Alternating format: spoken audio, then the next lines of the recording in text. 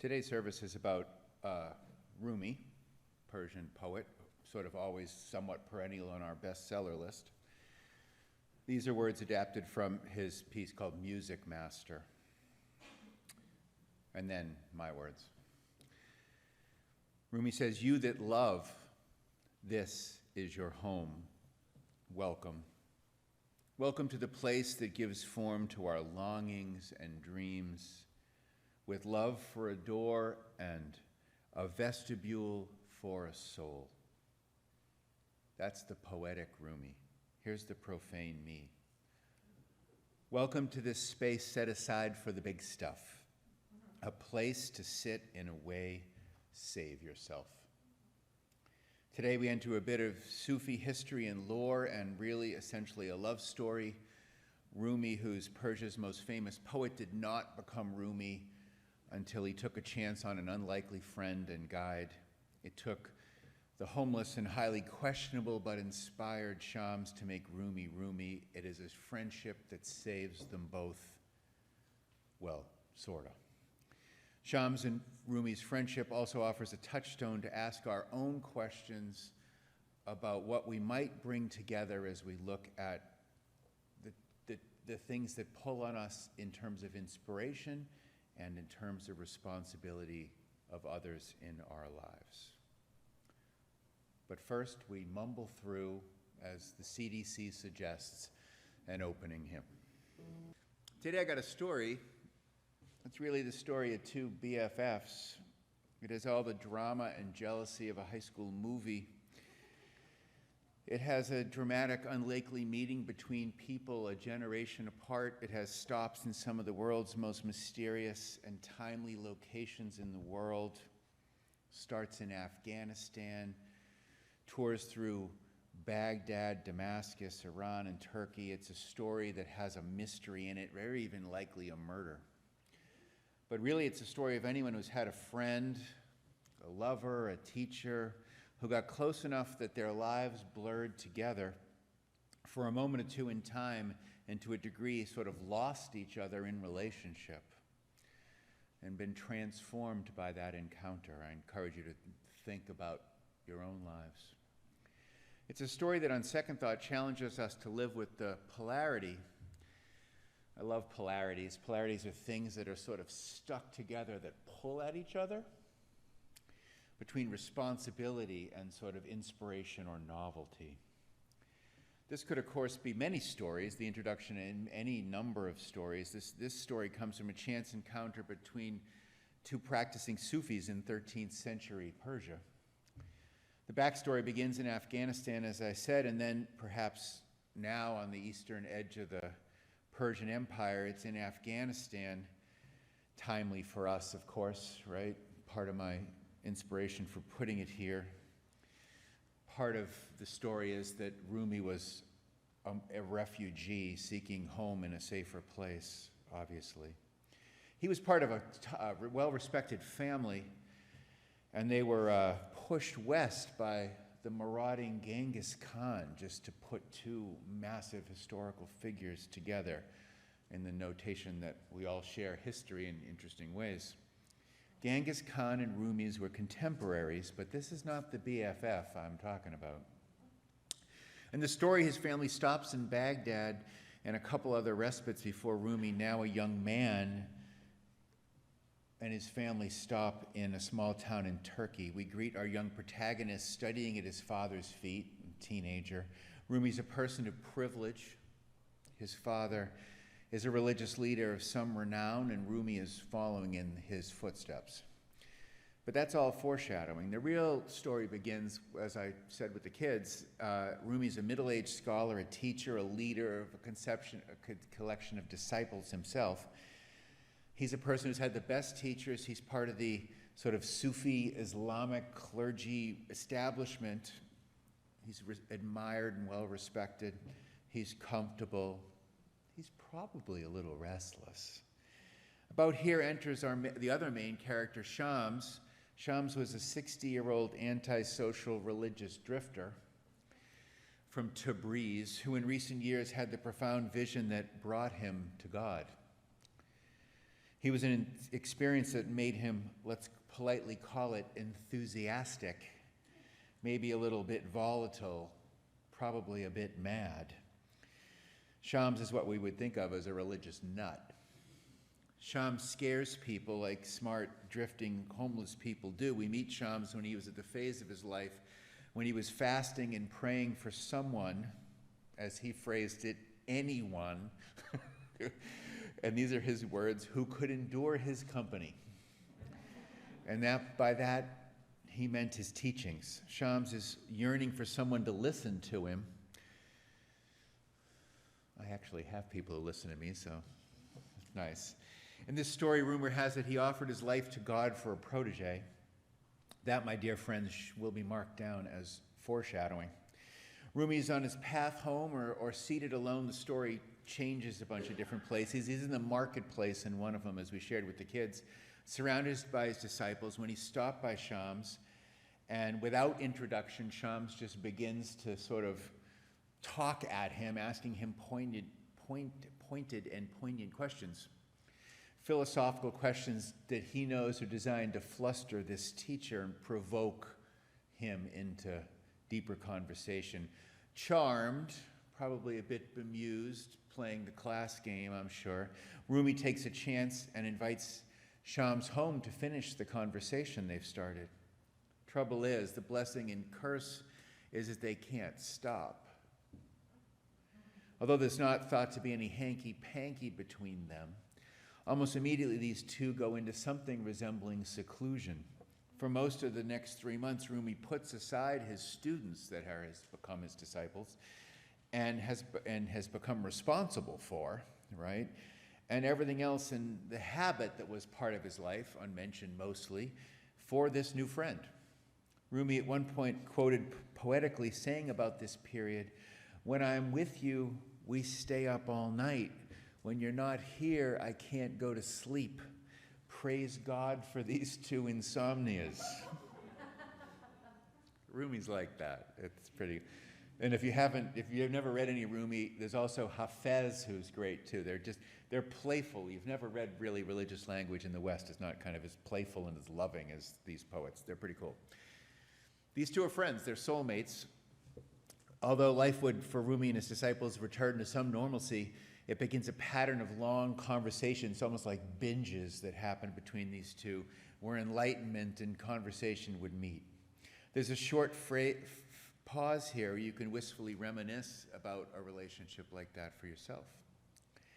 In this time, under Shams' tutelage and friendship, it's been said that Rumi's heart swallowed his mind. I love that phrase. Rumi's heart swallowed his mind. He gave up rationality for love. Could probably use a little of that myself. In a dramatic moment that feels scripted, as I shared with the kids, it's told a number of different ways. Shams puts Rumi's book, sets them aflame, throws him into the town fountain.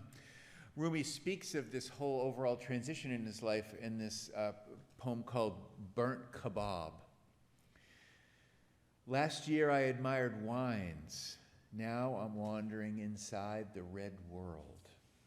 Last year I gazed at the fire. This year I'm a burnt kebab. Later, it's funny, it is. Later, when we asked to describe his meeting with Shams and the sacrifice of his time and the threat to his established good name, he said that he was someone who, walking from the desert, happily traded a jar of gold coins for some water. Shams had found his protege, clearly, oddly in the form of a more respected teacher, and Rumi, in a way, had found his heart, a deeper way to God, a new way to God, oddly in the form of this crazy sage. In the story, as any good story, as we might expect, the bond between these soulmates creates jealousy among Rumi's existing disciples who threaten Shams with violence, if not death. These threats were a couple times serious enough to sort of send Shams off, drive him out of town. In each case, like a lover might, Rumi tracks Shams down, brings him back. Again, their new pattern of long meetings and deepening friendship. As a result, Rumi's teachings, once scholarly and professorial, once worldly and interpretive, full of jurisprudence, become ecstatic love poems that we know from him. You can feel his new joy in this one called The Gift of Water. Every object and being in the universe, Rumi says, is a jar overfilled with wisdom and beauty, a drop of the Tigris that cannot be contained by any skin. Every jar-fill spills and makes the earth more shining as though it were covered in satin. Wisdom about God for Rumi through his encounters with a new friend is replaced by devotion. Rumi tells us not to love the things that come and go. And his quote from his poem, beliefs and blood ties, desires and comforting habits, don't listen to them. They seem to protect, but they imprison.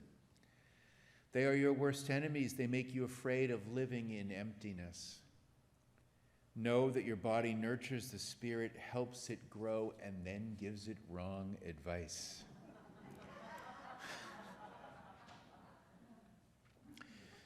What a common message from someone lost to their own love, religious or otherwise, right?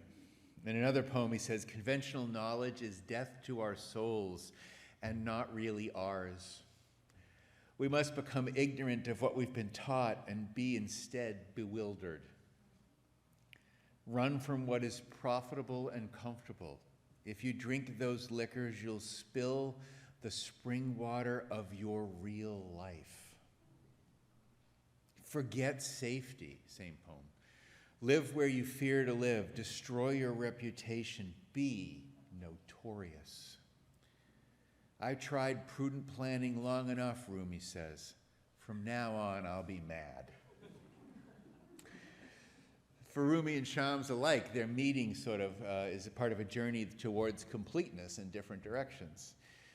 Rumi needed a more palatable relationship with the divine. He needed his wisdom to be infused with ecstatic love. For Shams, full of spirit, he needed company. He needed form, in a way. He needed to feel valued and heard. He perhaps needed a legitimate interpreter or vessel for his love and his message. Their relationship leads Rumi to lose his self to the larger each other, as we've heard. Their relationship leads Rumi to see God, who was always an other, to become a beloved, and Sufi poetry has that beloved quality to it. It's intimate, it's almost romantic, the way that they relate to God. A lot of love talk in there. This being a good story, we know that this is not going to rest here. And one night when Shams and Rumi were engrossed in one of their endless conversations, a knock on the door draws Shams outside, never to be seen again. History would suggest that he was either kidnapped or murdered. Minimally, what he encountered was a threat that sent him away. After Shams' murder or disappearance, who knows, Rumi went on, ended up taking more disciples, wrote more poems, lived out the last 30 years of his life. They weren't really together for that long, it seems. He died with his family around him and was uniquely memorialized by religious leaders of all stripes. He's a little bit like the Dalai Lama. He sort of was appreciated kind of across the board. Sadly, when such transformation happens, it's not only Rumi that pays the price, it's the other half of the sermon. Who hasn't to some degree or another been there as a result when a new friend, a love affair, a new relationship, an idea, a way of life takes away someone we're close to? Relationships like revelations are never as clean as advertised in poetry. And that feeling of defensiveness, of lostness to something other than ourselves is among the best things that life has to offer, right? And it is brutal to our other commitments. Although most scholars believe Shams and Rumi's relationship was platonic, their relationship is really the story of all revelations, love affairs, transformations.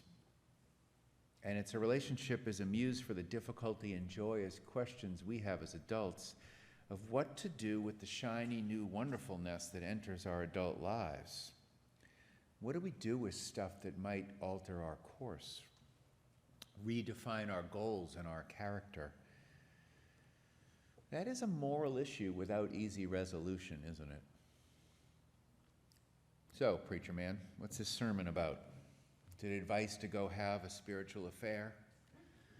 Go hang out with vagrants who ask probing questions, neglect your family and responsibilities? Nope.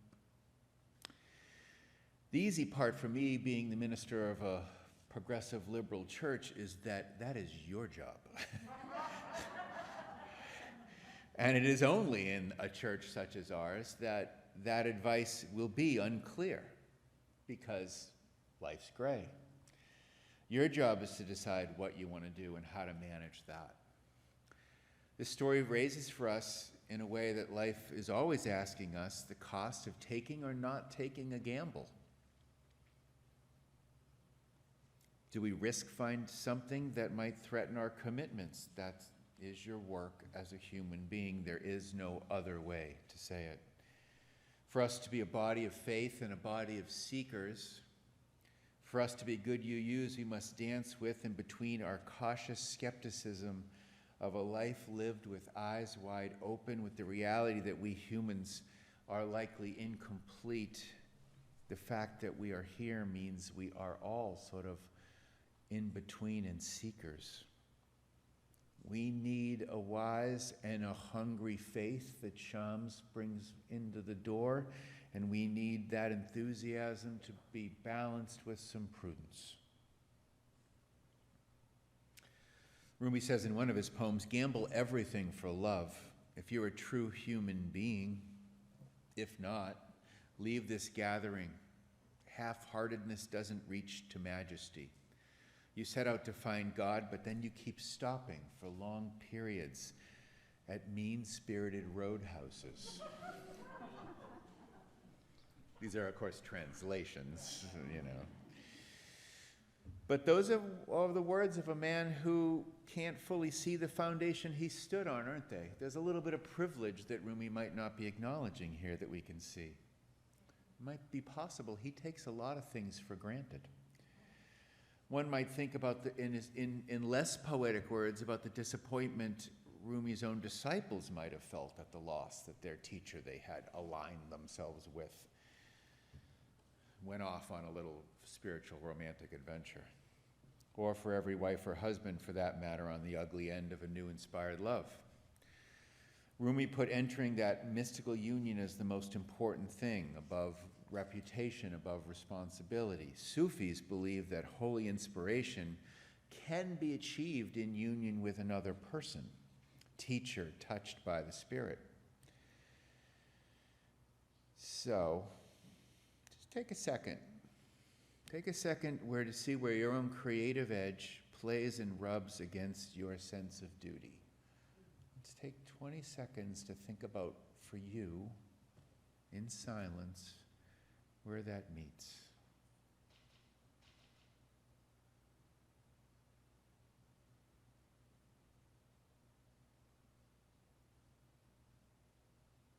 Could this story have been otherwise? Of course.